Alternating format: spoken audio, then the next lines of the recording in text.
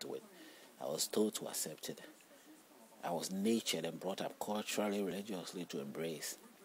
That's been the truth. And if I wasn't so much, inquisitive and curious to figure out and dig into it, I probably wouldn't arrive to this. I would have lived with this doom for the rest of my life. Others have done so. Somebody says, okay, oh no, they're all right. They did all that, and life right now they are in heaven. You are just speculating. Who told you they are in heaven? If you are to pull these people out, you see their rotten bones. And you are believing, because you believe they are in heaven, so they are in heaven. Why don't you believe that you are in heaven so that you go to heaven then? Or believe things so that the things that you believe happen. How many things have you believed in your life that they have really happened? That you make you think that now you are believing that this person, a good person, is in heaven, so that person is in heaven, because your belief takes the person to heaven. Or your belief does establish anything at all. No, your faith does not establish anything. If it does, put it in a practical sense and see if it does. Yeah, believe in something, will for something, and see if it will happen. If it happens, then surely your belief of thinking that somebody is in heaven is legitimate. It's legitimate, right? It has to be accepted. Let's look into these things carefully and really consider them as they are meant to be considered. It says the consequences of disobedience in chapter 28. So all that we have talked about, it keeps coming the same line. In fact, as I'm talking about all these things, you see the words is following there, talking about now opening you up to disobedience. What he will do if you are not disobeying what he has opened up to you. These books are deadly. In fact, they are deadly rather than as we seeing it as saving. They are not there to save. There's nothing saving about it.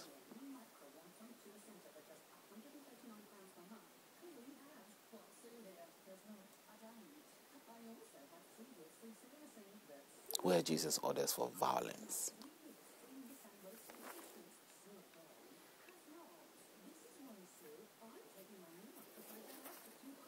We have to look into these things and think about this carefully.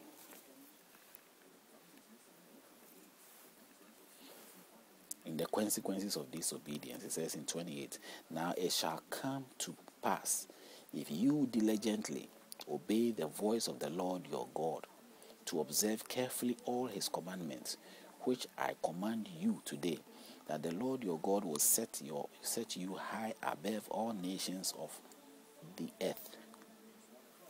You see the promise? It's very enticing, isn't it? Promise. All the earth. He will put you above everything on earth. It's a very powerful promise for the Jew. And today the Christian will claim the same. In verse 2, it says, and all these blessings shall come upon you and overtake you, because you obey the voice of the Lord your God. Blessed shall you be in the city, and blessed shall you be in the country. Blessed shall be the fruit of your body, blessed of your ground, and the increase of your heads, the increase of your cattle heads, the increase of your cattle and the offspring of your flocks. Blessed shall be your basket, and your kneading bowl. Blessed shall be when you come in, and blessed shall be when you go out. You can find this also in Psalms as well. Blessed are you when you come in, and blessed when you go out. Anyhow, either way you're blessed. This is what the book is telling you. If you follow, conditional, it's not without condition, it is with condition. If you follow everything with condition, if you follow the will of Jehovah, or the will of Jesus, or the will of God, or the will of whatever God you believe, then these blessings follow. These blessings are applicable. or as something that you will see happening. But if not, don't think so. So if things are not happening, you're not seeing the hand of God, you are not seeing the hand of Jehovah, you're not seeing the hand of your God, and we are finding issue. In the sense of, in a general sense, it's because in the general sense, we don't follow. Nobody don't follow. I don't follow. You follow. You don't follow. And so it's time you and I accept the reality of life, the facts of life. Not to spend our time deluding ourselves, spend our time opening ourselves to things which are neither here nor there. Giving room to deceptive spirits, giving room to witchcrafts, wizards, keep manipulating our lives, telling us that was drilling us here and there, possessing us, limiting our ability of doing what the human is supposed to do, or how the human is supposed to live his natural life, giving us a sense of belief of heaven, or the sense of belief and the idea of a God and all that, yet limiting us at knowing and understanding the truth of what we need to know. Now people have having visions, like it's written in the book of Joel, chapter 2.